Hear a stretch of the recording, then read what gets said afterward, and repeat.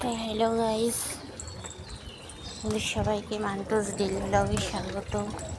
তো এখন আমি গানের ক্লাসে যাচ্ছি, যেহেতু থার্সডে করে গানের ক্লাস থাকে।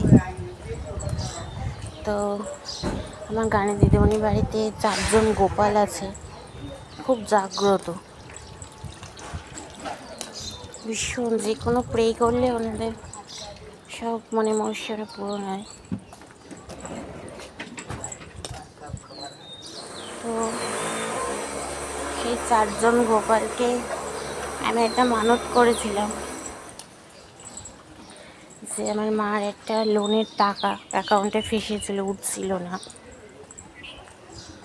তো আশ্চর্য মিরাকেল, সেই লোনের টাকাটা মার তো উঠেইছে, আর সাথে সাথে আমারও আমি ওই একই কোম্পানিতে একটা ছোটো লোন পেয়েছি।